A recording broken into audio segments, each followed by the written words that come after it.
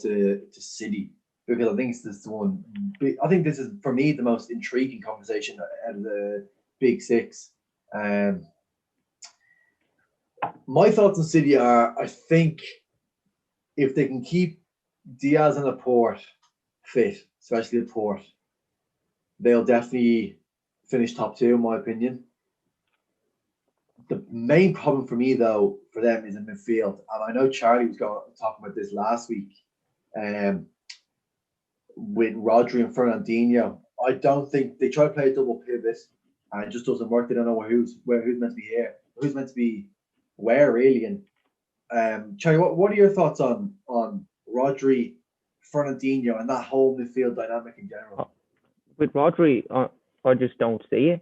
I mean, he doesn't. I don't know what he actually does other than, like, I suppose he keeps the ball ticking, but like it's mainly backwards and sideways. He doesn't play any defense splitting passes through the lines.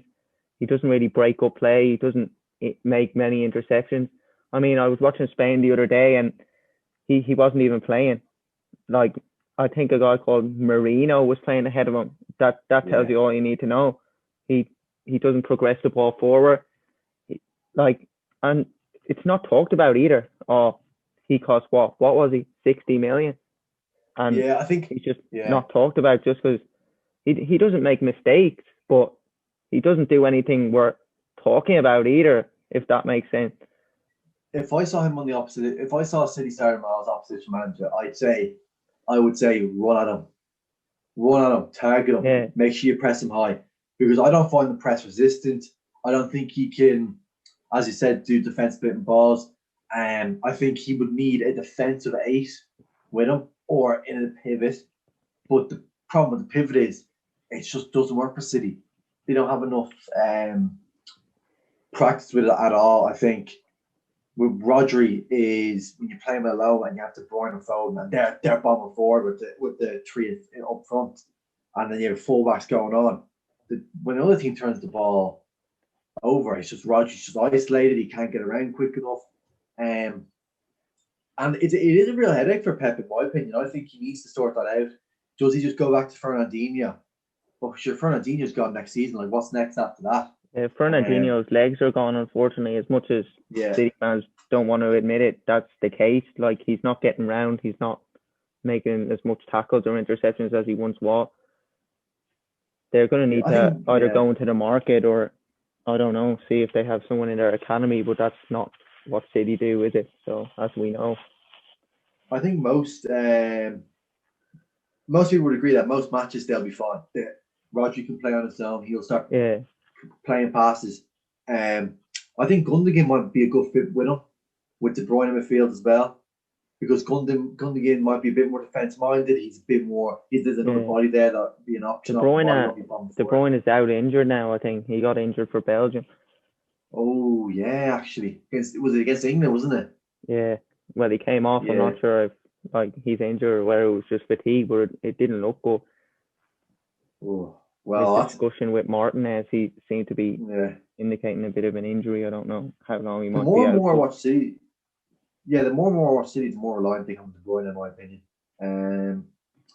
I think every ball is just get it to De Bruyne. Yeah, I think I saw a stat. They've only created 3 big chances this season. That's not a Pep Guardiola team. If you get the attacking quality they have, they should be creating much more chances than that and scoring a lot more goals as well. Now, you can say that, but they don't have an actual strike. They don't have Aguero. Aguero makes those balls into big chances by being in the right position. There's not much you can do if De Bruyne fizzes a ball across the box and there's no striker there to tap it in. Like, if Aguero taps it in, you go, oh yeah, that's a big chance because he's tapped it in. But if there's nobody there, you're just like, well, that's not a big chance. But one thing I would say about City is, are they any better than last season? I mean, they've let Sané go, world-class player, debatable, but I would say world-class. They brought in Ferran Torres. Well, there's a downgrade right there. They brought in Diaz. Okay, there's an upgrade. So they're not really any stronger than last season. I mean, they brought in Ake, but like, is he really going to play that much? Yeah, like if you look at like Liverpool's, of course we're going to compare it to Liverpool because realistically that's who they need to be better than that to win the league. Let's be honest.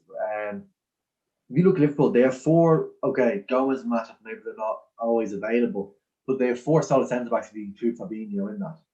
After Diaz, Laporte, like they can't play week in, week out. Especially this season, it's going to be tight in Champions League. They're going to have to make Ake. They're going to have to let Ake play. Meaning they're going to have to take Laporte out. And every time I watch City with no Laporte, they look horrendous. They look like they're going to concede all the time. I think the left back situation is an absolute mess. I feel like for now, since the investment they put in from it in Mendy, they just want to play him every time because they need it to work, and it's not going to work by the looks of it. Yeah, I agree. I think Pep is a bit embarrassed, to be honest. Yeah. He's not replacing Rodri, who needs to be replaced. He's not replacing Mendy, who needs to be replaced. Now, City won the title, I think it was 3 years ago, with Zinchenko and Delph at left back, and I was 100% sure they were going to buy a left back in the summer and become an even better team. They didn't do it. Yeah. They didn't do it the next season, and they still haven't done it this season. Now, I don't know what Pep Guardiola is doing, but it's pretty embarrassing at this stage that they have 50 or 60 million Cancelo on the bench, 50 million John Stones on the bench, 50 million for Kyle Walker, 50 million for Mendy, and the only one that's good enough is Kyle Walker, but he's not really that even good of a defender. He's just recovery pace is insane that gets back all the time. Yeah. Now, they need to improve those areas. It's not good enough. See, I think like maybe just stick Cancelo left back, but he's appalling. Defensively, he gets caught out every time. I mean, you can't be much worse than Mendy. You can't be much worse than Mendy at defending, but he's up there. Yeah, I think the problem with Mendy, and it's Rodri as well, these are like, if you look at like Pep signings, these are probably top 2 or 3 hyped up signings by Pep. Pep put all his faith in Rodri. I saw him in the press conferences gushing over him. Mendy as well was meant to be this big revelation. And we saw it a few times in fairness when he first came in the season. It was the 100-point season he came in. But then, of course, he got an injuries unlucky. But ever since then, he's just been found out. And in fairness, like, I know we give them the stick about spending so much money in great depth. There's so many injury-prone players, in my opinion. Like, John Stones never seems to be fit. I mean, John Stones isn't that much of a loss, if we're being honest. I suppose, yeah. He just didn't realise his potential at all, or reach his potential even. Yeah. Too much, too early by the looks of it. The 2 strikers are injury-prone as well. Yeah, but if you look at it, the spine of that squad, I don't think any of them were signed by Pep. It used to be Company, Fernandinho, De Bruyne, Aguero. Were any of those signed by Pep? I don't think so. No, Edison was the only one, if you're including the keeper in the spine. So, I mean, what does that tell you? Yeah. Their business, it hasn't been the greatest, has it? Like, they have talented wingers and a great attack, but defensively, again, like United, they can be improved. Now, they actually have gone and done something about it and bought multiple centre backs. Diaz looks good. Looks good. Diaz was impressive yesterday, so we'll have to wait and see. I was impressed when he played in the Nations League final against who were they playing? They're playing the Netherlands. I was impressed with that as well. I think if you look at that spine, you're on the right trails there. Obviously, Company's gone now with Fernandinho and Aguero.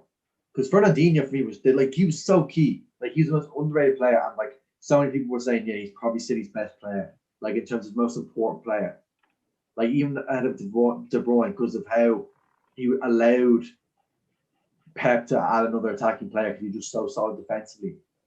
But he's done. Like, let's be honest, he's done. After this season, he's done. I think his contract runs out actually. End of this season. Aguero is injury prone. He's still obviously world class, but he's injury prone. He's getting older. I think that's enough for City anyway. I think I'll